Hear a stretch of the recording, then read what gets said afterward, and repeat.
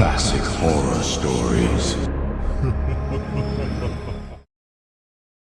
The Plattner Story, by H.G. Wells. Whether the story of Gottfried Plattner is to be credited or not, is a pretty question in the value of evidence. On the one hand, we have 7 witnesses. To be perfectly exact, we have 6.5 pairs of eyes, and one undeniable fact. And on the other we have, what is it? Prejudice, common sense, the inertia of opinion. Never were there 7 more honest-seeming witnesses. Never was there a more undeniable fact than the inversion of Gottfried Plattner's anatomical structure, and never was there a more preposterous story than the one they have to tell. The most preposterous part of the story is the worthy Gottfried's contribution, for I count him as one of the 7. Heaven forbid that I should be led into giving countenance to superstition by a passion for impartiality, and so come to share the fate of Eusapia's patrons. Frankly, I believe there is something crooked about this business of Gottfried Plattner, but what that crooked factor is, I will admit as frankly, I do not know. I have been surprised at the credit accorded to the story in the most unexpected and authoritative quarters. The fairest way to the reader, however, will be for me to tell it without further comment. Gottfried Plattner is, in spite of his name, a free-born Englishman. His father was an Alsatian who came to England in the 60s, married a respectable English girl of unexceptionable antecedents, and died, after a wholesome and uneventful life, devoted, I understand, chiefly to the laying of parquet flooring, in 1887. Gottfried's age is 27. He is, by virtue of his heritage of 3 languages, modern languages, master in a small private school in the south of England. To the casual observer, he is singularly like any other modern languages master in any other small private school. His costume is neither very costly nor very fashionable, but on the other hand, it is not markedly cheap or shabby. His complexion, like his height and his bearing, is inconspicuous. You would notice perhaps that, like the majority of people, his face was not absolutely symmetrical, his right eye a little larger than the left, and his jaw a trifle heavier on the right side. If you, as an ordinary careless person, were to bare his chest and feel his heart beating, you would probably find it quite like the heart of anyone else. But here you and the trained observer would part company. If you found his heart quite ordinary, the trained observer would find it quite otherwise.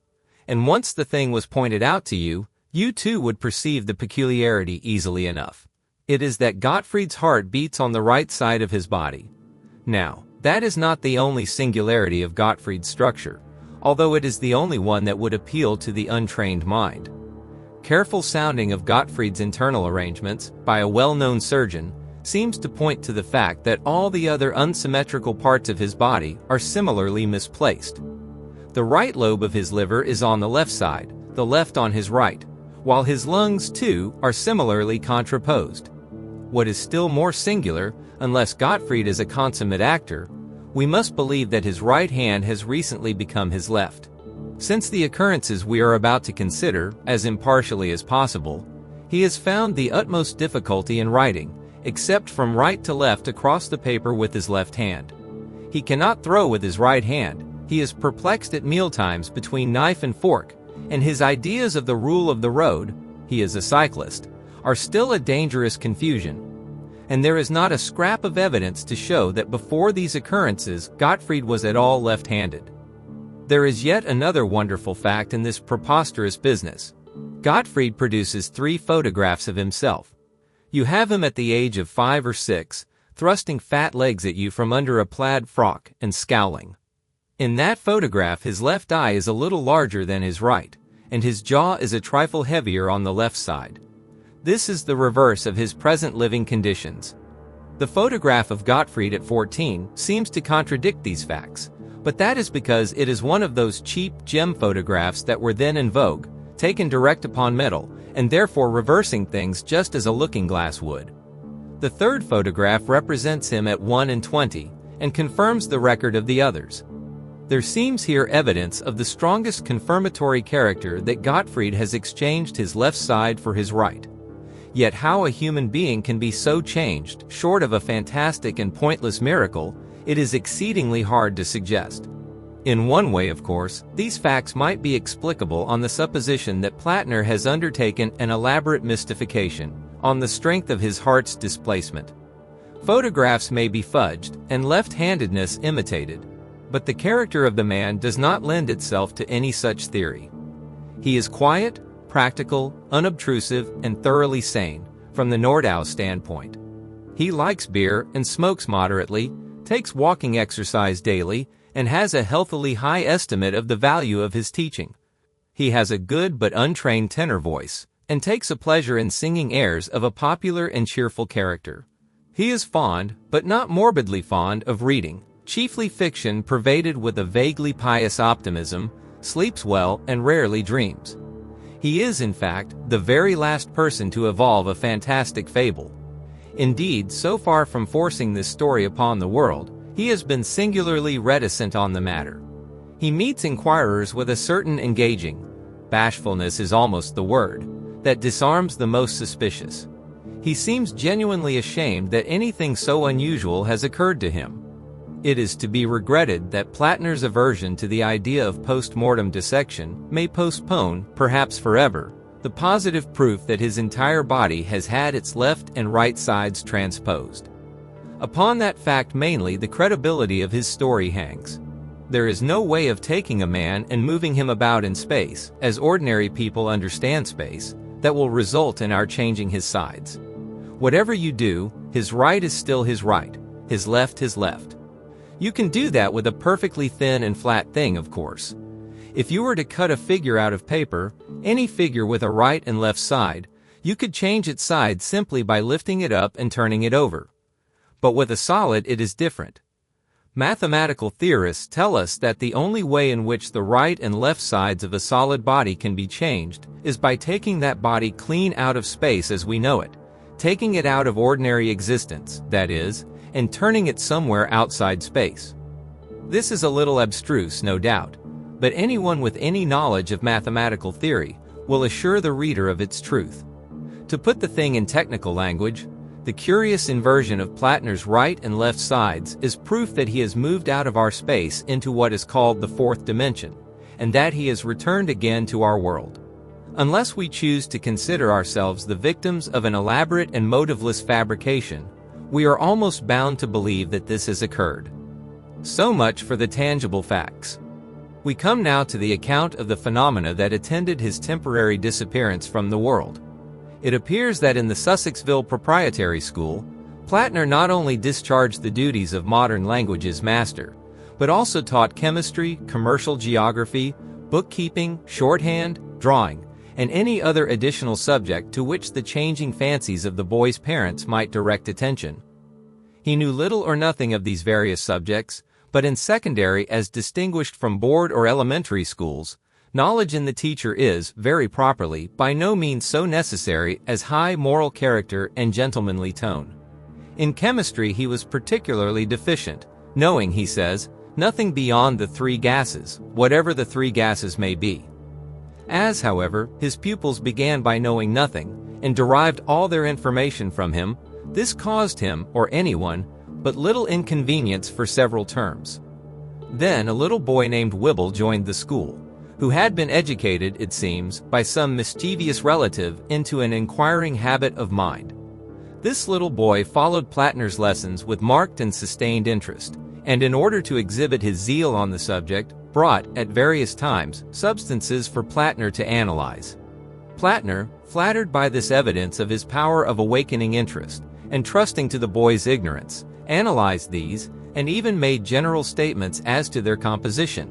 Indeed, he was so far stimulated by his pupil as to obtain a work upon analytical chemistry, and study it during his supervision of the evening's preparation. He was surprised to find chemistry quite an interesting subject. So far the story is absolutely commonplace. But now the greenish powder comes upon the scene.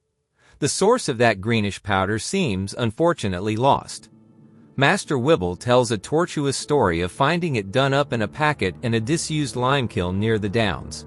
It would have been an excellent thing for Plattner, and possibly for Master Wibble's family, if a match could have been applied to that powder there and then. The young gentleman certainly did not bring it to school in a packet, but in a common 8-ounce graduated medicine bottle, plugged with masticated newspaper. He gave it to Plattner at the end of the afternoon school. 4 boys had been detained after school prayers in order to complete some neglected tasks, and Plattner was supervising these in the small classroom in which the chemical teaching was conducted.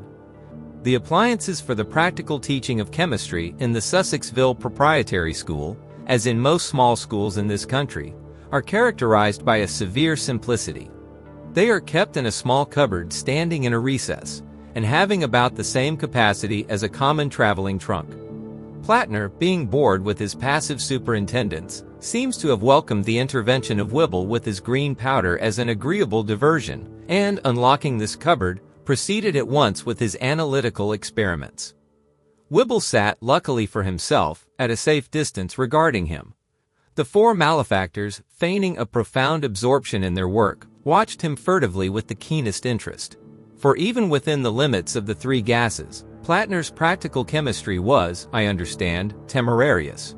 They are practically unanimous in their account of Plattner's proceedings.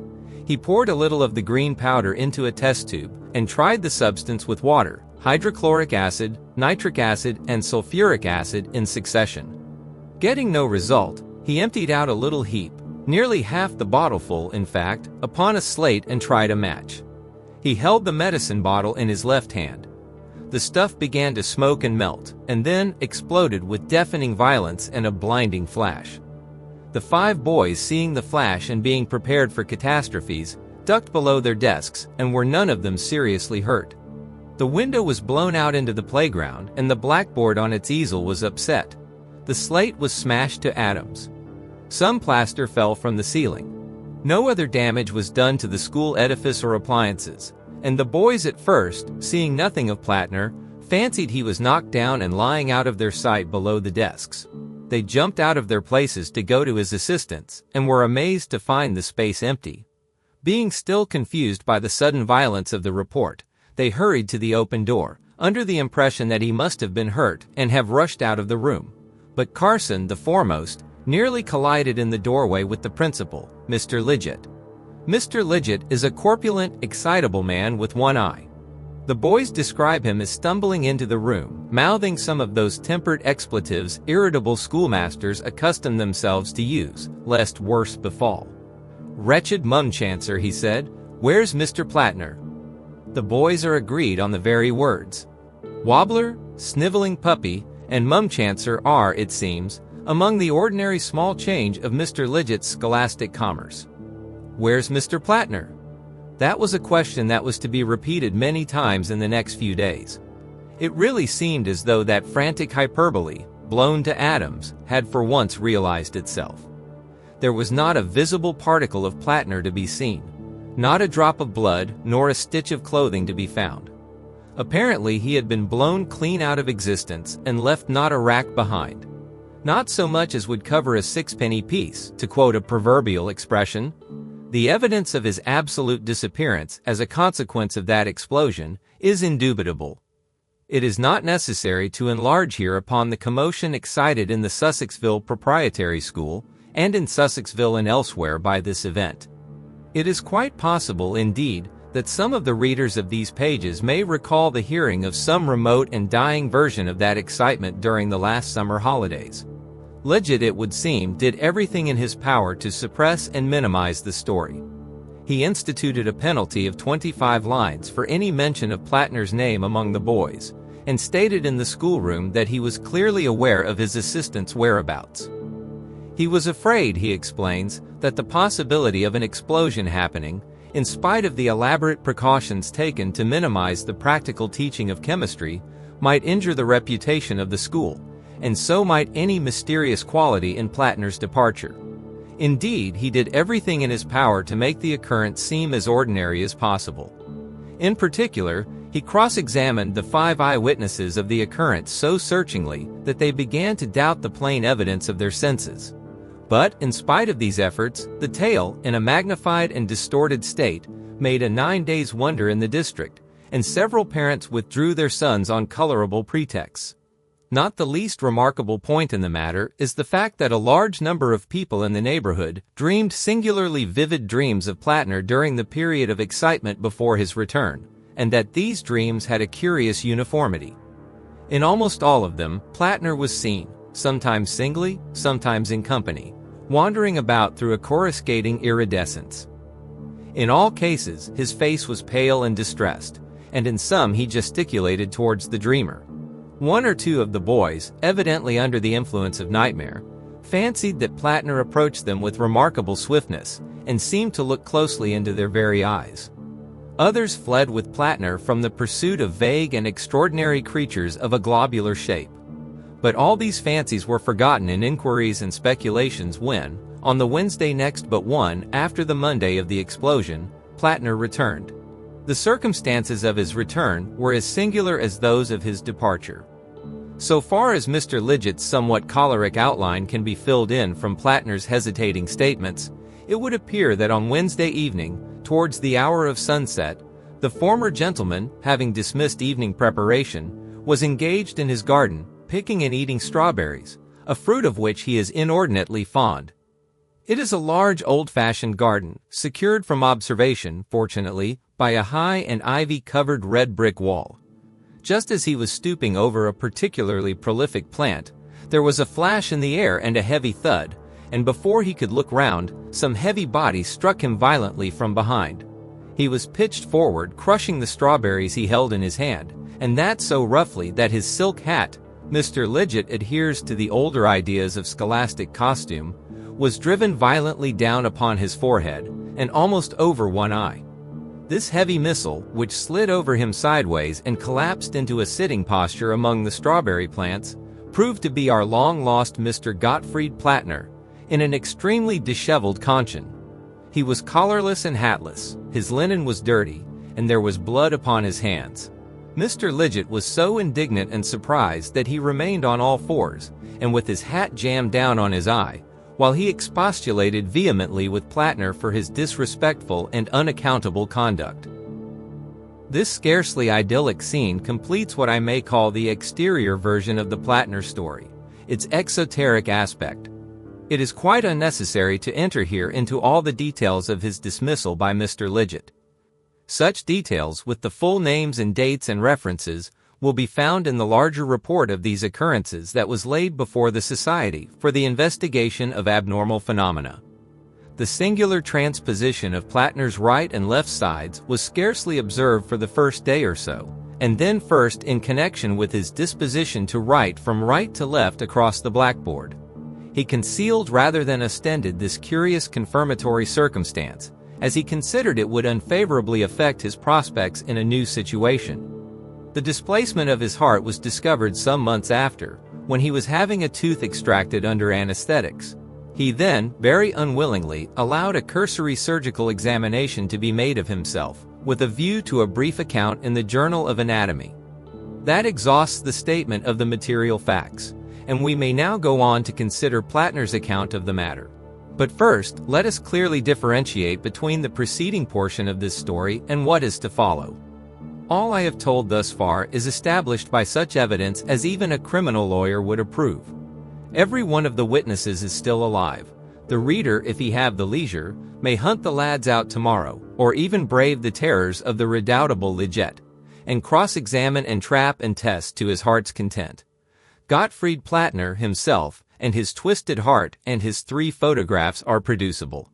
It may be taken as proved that he did disappear for 9 days as the consequence of an explosion, that he returned almost as violently, under circumstances in their nature annoying to Mr. Lidgett, whatever the details of those circumstances may be, and that he returned inverted, just as a reflection returns from a mirror.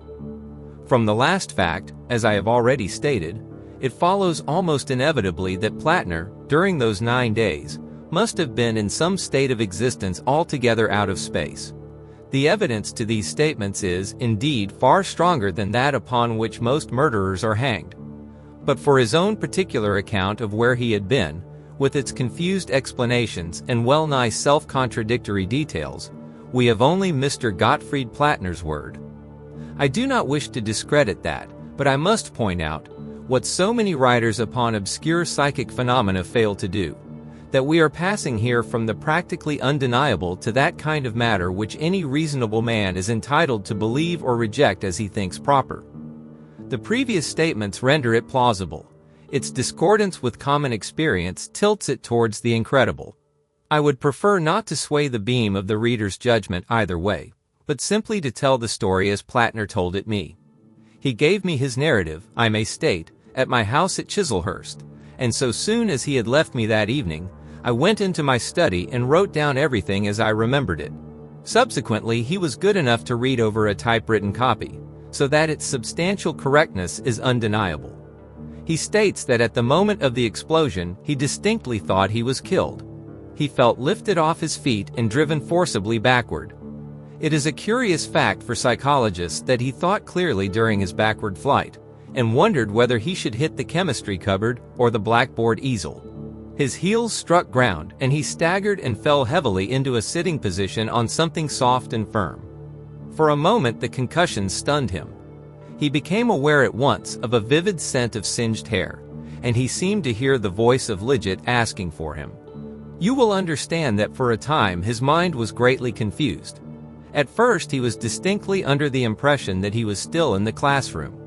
He perceived quite distinctly the surprise of the boys and the entry of Mr. Lidget. He is quite positive upon that score. He did not hear their remarks, but that he ascribed to the deafening effect of the experiment. Things about him seemed curiously dark and faint, but his mind explained that on the obvious but mistaken idea that the explosion had engendered a huge volume of dark smoke. Through the dimness the figures of Lidget and the boys moved, as faint and silent as ghosts. Plattner's face still tingled with the stinging heat of the flash. He was, he says, all muddled. His first definite thought seemed to have been of his personal safety. He thought he was perhaps blinded and deafened. He felt his limbs and face in a gingerly manner. Then his perceptions grew clearer, and he was astonished to miss the old familiar desks and other schoolroom furniture about him. Only dim, uncertain gray shapes stood in the place of these. Then came a thing that made him shout aloud, and awoke his stunned faculties to instant activity. Two of the boys, gesticulating, walked one after the other clean through him. Neither manifested the slightest consciousness of his presence. It is difficult to imagine the sensation he felt. They came against him, he says, with no more force than a wisp of mist. Plattner's first thought after that was that he was dead. Having been brought up with thoroughly sound views in these matters, however, he was a little surprised to find his body still about him. His second conclusion was that he was not dead, but that the others were, that the explosion had destroyed the Sussexville Proprietary School, and every soul in it except himself. But that too was scarcely satisfactory. He was thrown back upon astonished observation. Everything about him was extraordinarily dark. At first it seemed to have an altogether ebony blackness. Overhead was a black firmament. The only touch of light in the scene was a faint greenish glow at the edge of the sky in one direction, which threw into prominence a horizon of undulating black hills. This, I say, was his impression at first. As his eye grew accustomed to the darkness, he began to distinguish a faint quality of differentiating greenish color in the circumambient night. Against this background, the furniture and occupants of the classroom, it seems, stood out like phosphorescent specters, faint and impalpable. He extended his hand and thrust it without an effort through the wall of the room by the fireplace.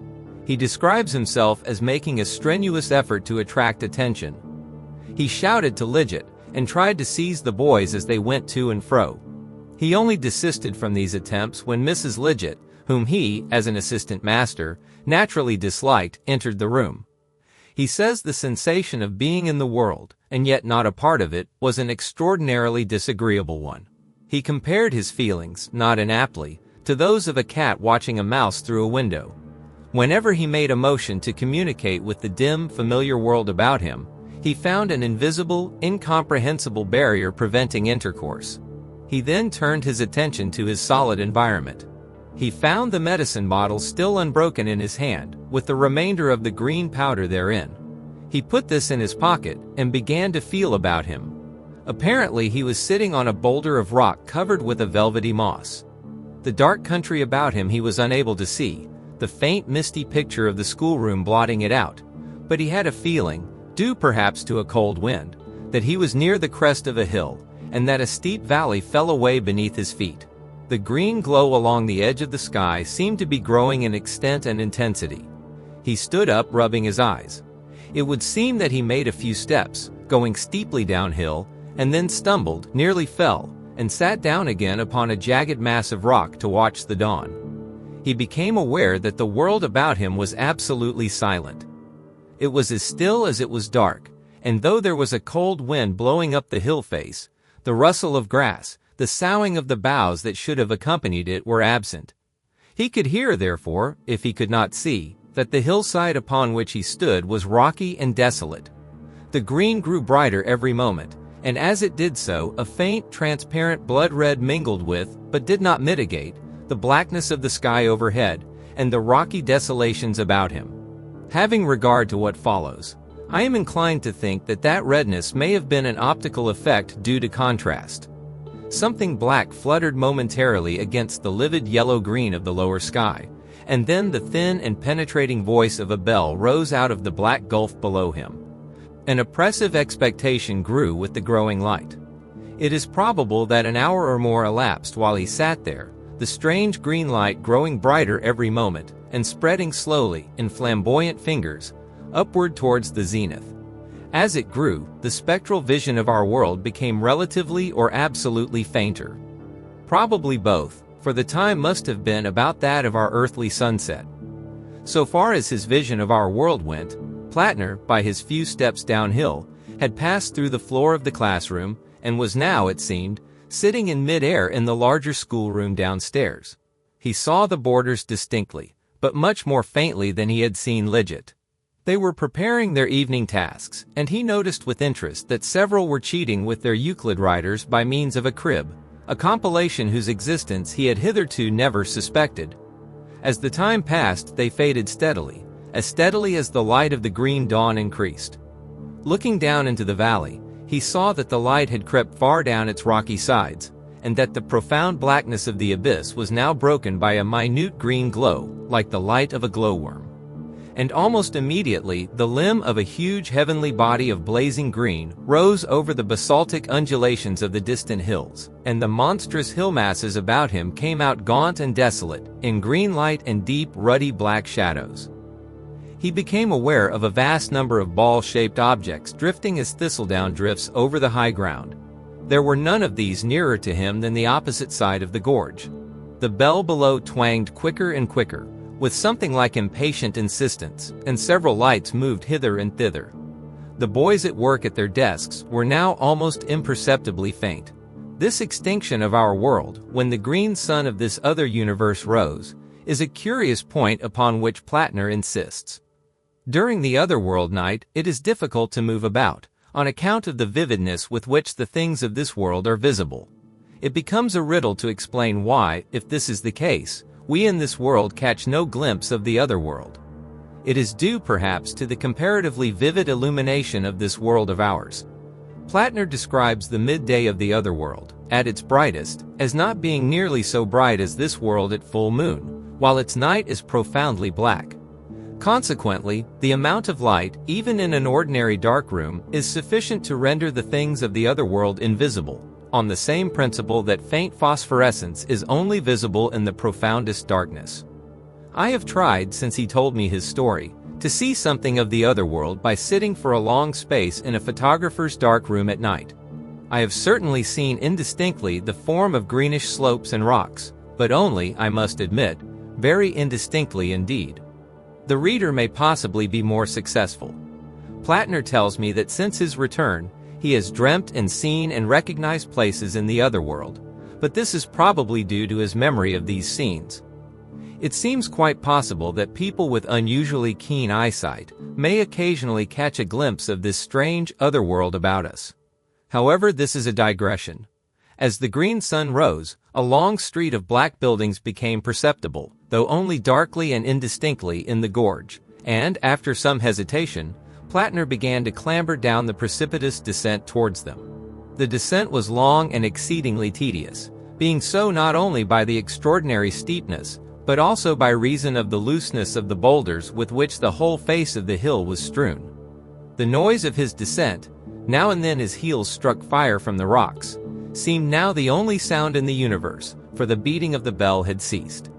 As he drew nearer, he perceived that the various edifices had a singular resemblance to tombs and mausoleums and monuments, saving only that they were all uniformly black instead of being white, as most sepulchres are. And then he saw, crowding out of the largest building, very much as people disperse from church, a number of pallid, rounded, pale green figures. These dispersed in several directions about the broad street of the place, some going through side alleys and reappearing upon the steepness of the hill, others entering some of the small black buildings which lined the way. At the sight of these things drifting up towards him, Plattner stopped, staring. They were not walking, they were indeed limbless, and they had the appearance of human heads, beneath which a tadpole-like body swung.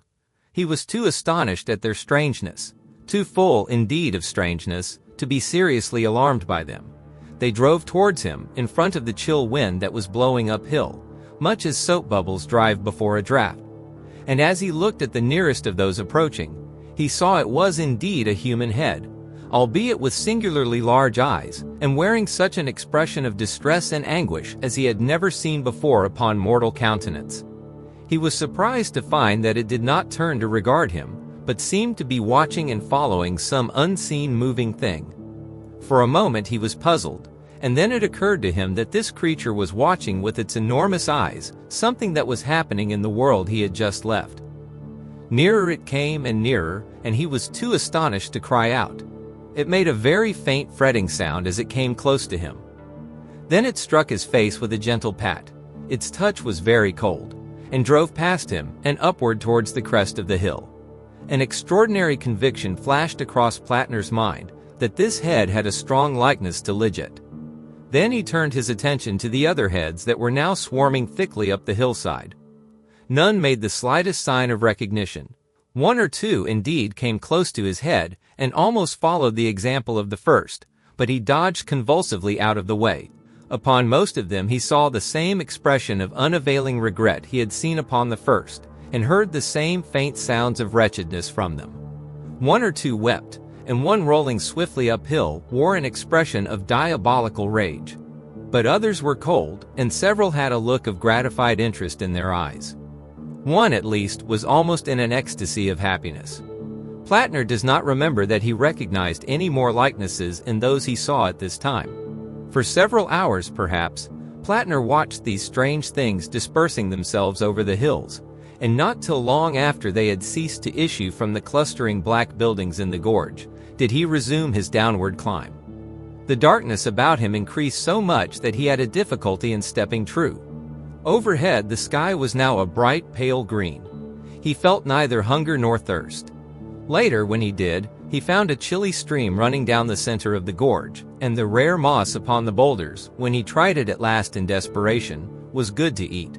He groped about among the tombs that ran down the gorge, seeking vaguely for some clue to these inexplicable things. After a long time he came to the entrance of the big mausoleum-like building from which the heads had issued. In this he found a group of green lights burning upon a kind of basaltic altar, and a bell rope from a belfry overhead hanging down into the center of the place. Round the wall ran a lettering of fire in a character unknown to him. While he was still wondering at the purport of these things, he heard the receding tramp of heavy feet echoing far down the street. He ran out into the darkness again, but he could see nothing. He had a mind to pull the bell rope, and finally decided to follow the footsteps. But although he ran far, he never overtook them, and his shouting was of no avail. The gorge seemed to extend an interminable distance.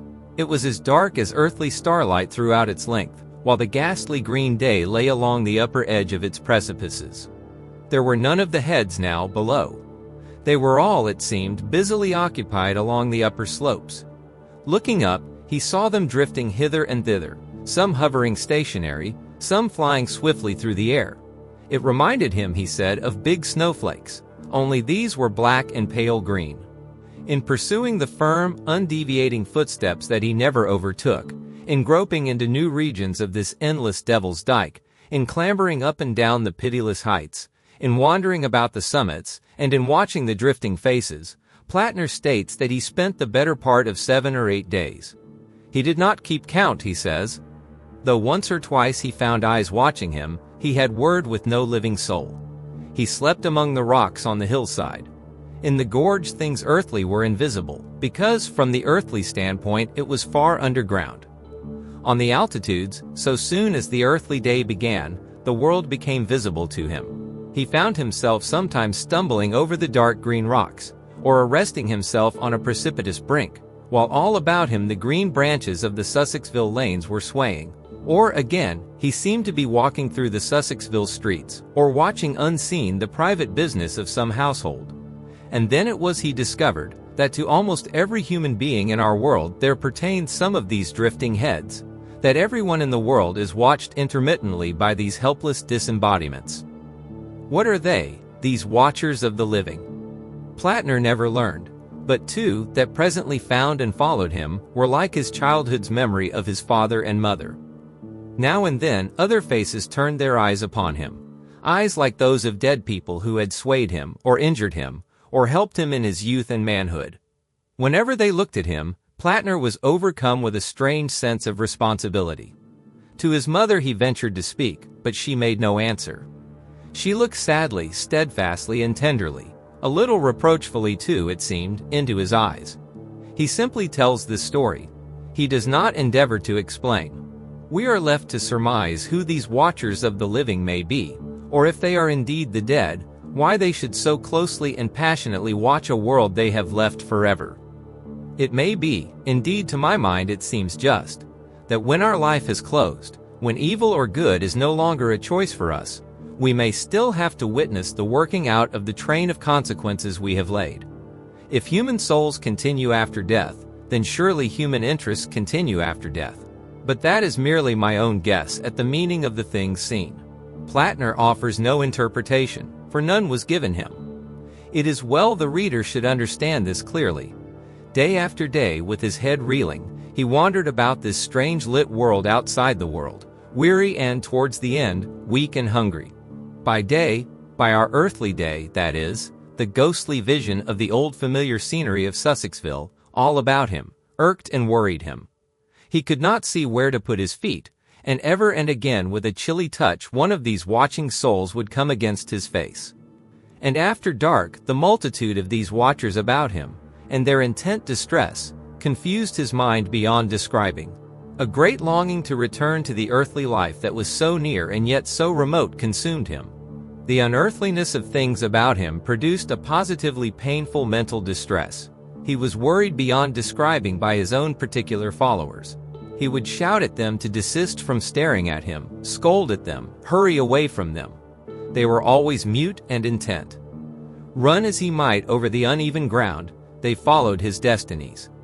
On the 9th day, towards evening, Plattner heard the invisible footsteps approaching, far away down the gorge. He was then wandering over the broad crest of the same hill upon which he had fallen in his entry into this strange other world of his.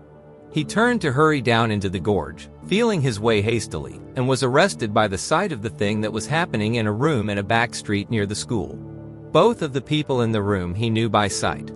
The windows were open, the blinds up, and the setting sun shone clearly into it, so that it came out quite brightly at first, a vivid oblong of room, lying like a magic lantern picture upon the black landscape and the livid green dawn. In addition to the sunlight, a candle had just been lit in the room. On the bed lay a lank man, his ghastly white face terrible upon the tumbled pillow. His clenched hands were raised above his head. A little table beside the bed carried a few medicine bottles, some toast and water, and an empty glass. Every now and then the lank man's lips fell apart, to indicate a word he could not articulate. But the woman did not notice that he wanted anything, because she was busy turning out papers from an old-fashioned bureau in the opposite corner of the room. At first, the picture was very vivid indeed, but as the green dawn behind it grew brighter and brighter, so it became fainter and more transparent. As the echoing footsteps paced nearer and nearer, those footsteps that sound so loud in that other world and come so silently in this, Plattner perceived about him a great multitude of dim faces gathering together out of the darkness and watching the two people in the room. Never before had he seen so many of the watchers of the living. A multitude had eyes only for the sufferer in the room. Another multitude, in infinite anguish, watched the woman as she hunted with greedy eyes for something she could not find. They crowded about Plattner. They came across his sight and buffeted his face. The noise of their unavailing regrets was all about him. He saw clearly only now and then. At other times the picture quivered dimly through the veil of green reflections upon their movements. In the room it must have been very still, and Plattner says the candle flame streamed up into a perfectly vertical line of smoke, but in his ears each footfall and its echoes beat like a clap of thunder. And the faces, too, more particularly near the woman's. One a woman's also, white and clear-featured, a face which might have once been cold and hard, but which was now softened by the touch of a wisdom strange to earth. The other might have been the woman's father. Both were evidently absorbed in the contemplation of some act of hateful meanness, so it seemed, which they could no longer guard against and prevent. Behind were others, teachers it may be, who had taught ill, friends whose influence had failed. And over the man too, a multitude but none that seemed to be parents or teachers. Faces that might once have been coarse, now purged to strength by sorrow. And in the forefront one face, a girlish one, neither angry nor remorseful, but merely patient and weary, and, as it seemed to Plattner, waiting for relief. His powers of description fail him at the memory of this multitude of ghastly countenances. They gathered on the stroke of the bell. He saw them all in the space of a second. It would seem that he was so worked on by his excitement that, quite involuntarily, his restless fingers took the bottle of green powder out of his pocket and held it before him. But he does not remember that. Abruptly the footsteps ceased. He waited for the next, and there was silence. And then suddenly, cutting through the unexpected stillness like a keen, thin blade, came the first stroke of the bell. At that the multitudinous faces swayed to and fro, and a louder crying began all about him. The woman did not hear. She was burning something now in the candle flame. At the second stroke everything grew dim, and a breath of wind, icy cold, blew through the host of watchers. They swirled about him like an eddy of dead leaves in the spring, and at the third stroke something was extended through them to the bed. You have heard of a beam of light. This was like a beam of darkness, and looking again at it, Plattner saw that it was a shadowy arm and hand. The green sun was now topping the black desolations of the horizon, and the vision of the room was very faint. Plattner could see that the white of the bed struggled and was convulsed, and that the woman looked round over her shoulder at it, startled. The cloud of watchers lifted high like a puff of green dust before the wind, and swept swiftly downward towards the temple in the gorge. Then suddenly Plattner understood the meaning of the shadowy black arm that stretched across his shoulder and clutched its prey. He did not dare turn his head to see the shadow behind the arm. With a violent effort, and covering his eyes, he set himself to run, made perhaps 20 strides, then slipped on a boulder and fell. He fell forward on his hands, and the bottle smashed and exploded as he touched the ground. In another moment he found himself, stunned and bleeding, sitting face to face with Lidget in the old walled garden behind the school. There the story of Plattner's experiences ends. I have resisted, I believe successfully, the natural disposition of a writer of fiction to dress up incidents of this sort. I have told the thing as far as possible in the order in which Plattner told it to me. I have carefully avoided any attempt at style, effect, or construction. It would have been easy, for instance, to have worked the scene of the deathbed into a kind of plot in which Plattner might have been involved. But, quite apart from the objectionableness of falsifying a most extraordinary true story, any such trite devices would spoil, to my mind, the peculiar effect of this dark world, with its livid green illumination and its drifting watchers of the living, which, unseen and unapproachable to us, is yet lying all about us. It remains to add that a death did actually occur in Vincent Terrace, just beyond the school garden, and, so far as can be proved, at the moment of Plattner's return. Deceased was a rate collector and insurance agent. His widow, who was much younger than himself, married last month a Mr. Whymper, a veterinary surgeon of Albeeding.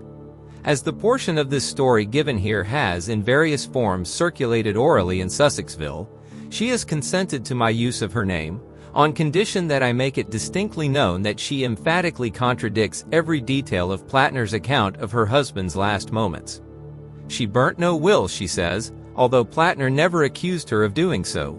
Her husband made but one will, and that just after their marriage. Certainly, from a man who had never seen it, Plattner's account of the furniture of the room was curiously accurate.